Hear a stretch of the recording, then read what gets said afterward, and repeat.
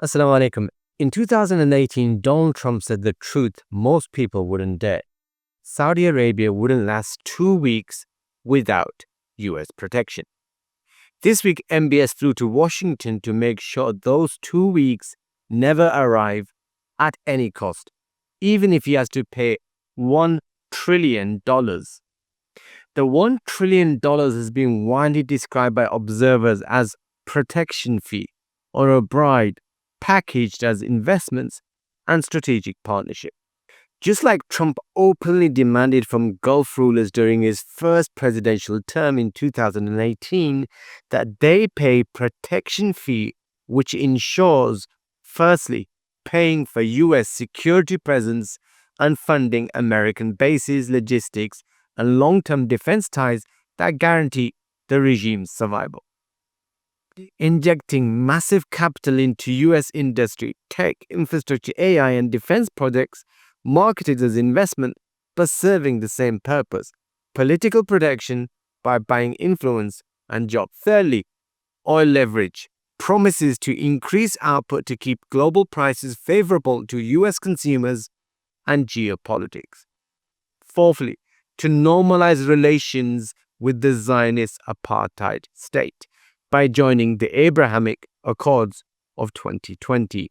And last but not least, to fund regional reconstruction, e.g. Gaza, yet more injection of wealth to Western firms, even though it was the US and the Zionists who destroyed Gaza in the first place. But perhaps MBS is the greatest betrayal of them all. MBS, in his usual broken English, effectively answered yes to everything Trump wanted. Normalization with the regime committing genocide in Gaza? Yes. Ready to sign up to one of the greatest acts of treachery in modern Islamic history? Yes, I am ready to recognize Israel and sign the Abrahamic Accords.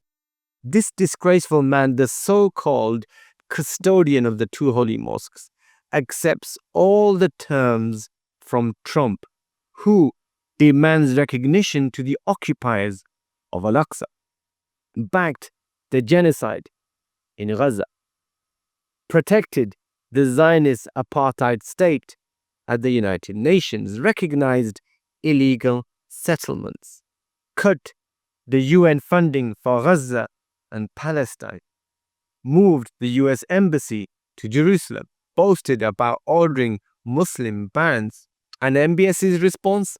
$1 trillion handshake. As for Gaza, not even a line on the agenda. No demand to lift the blockade. No demand to end starvation. No demand to stop the killing. No demand for any accountability. Because the priority wasn't and isn't Gaza. The priority is MBS's throne. And MBS will sign anything, approve anything, and sell anything for his throne. What does $1 trillion buy MBS? In return for signing away the Ummah's resources, America guarantees to keep MBS in power and provide him with, firstly, an ironclad US military protection, a de facto NATO Article 5-style security guarantee, the same kind that Qatar received after paying billions. A guarantee that keeps MBS on his throne no matter what he does. Secondly, green light for a Saudi nuclear fuel program. Thirdly, access to F-35 military fighters and exclusive US weapons. Fourthly, a free hand to crush dissent at home and abroad whilst the US and West turn a blind eye.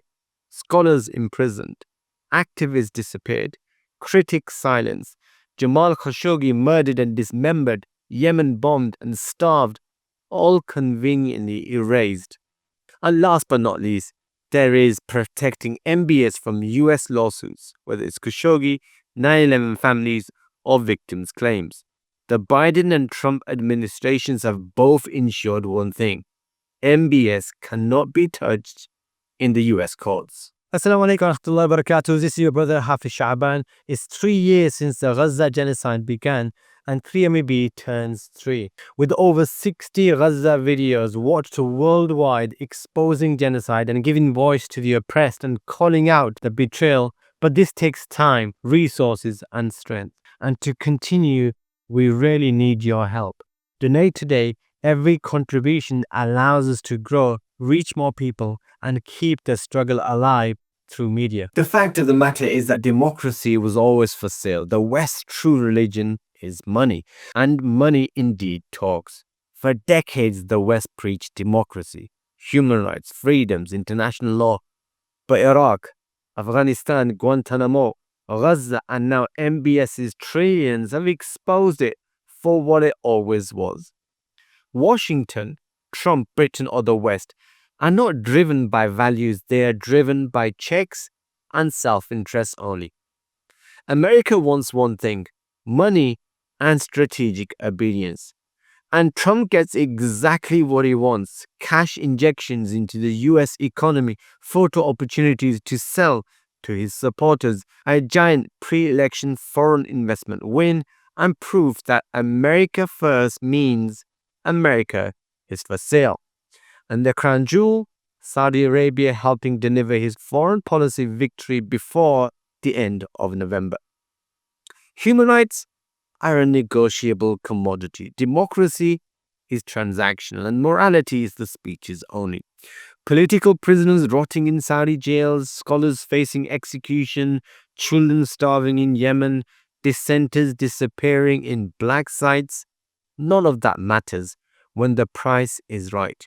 And MBS just paid $1 trillion to prove it. As Palmerston, former British Prime Minister and Foreign Secretary, said in 1848, we have no permanent friends, no permanent enemies, and may I add, no permanent values, only permanent interests. So what can we do about him?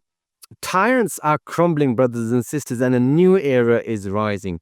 The desperation of MBS and every dictator like him, paying billions to save their thrones, is a clear sign that their time is running out. The old colonial order is decaying, that the thrones they sit on are held up, not by their people, not by legitimacy, and not by justice, but by the same Western powers who divided our land, stole our wealth, and keep us weak. If tomorrow Washington demanded Al-Aqsa be surrendered, dictators like MBS would oblige. They would sell everything for their chairs. This is the tragedy of leadership without accountability, a leadership that fears its people more than it fears Allah subhanahu wa ta'ala. And the Muslim world is waking up. People have seen Gaza, Sudan, Yemen, Kashmir, and realized the truth. The Muslim Ummah needs leadership that is transparent, not secretive and corrupt, representative, not imposed by foreign capitals, accountable, not above the law, fearful of Allah, not fearful of Washington, protective of the Ummah, not protective of their personal wealth, builders of civilization, not buyers of Western weapons. A leadership that is rooted in prophetic principles, unifying the Ummah under justice, dignity, and true sovereignty. And that is the Islamic Caliphate. That has to be the demand of the global Islamic Ummah. Because without real leadership, we will continue to be ruled by dictators who hand away trillions of dollars for protection instead of protecting their people. Assalamu alaikum wa rahmatullahi wa barakatuh.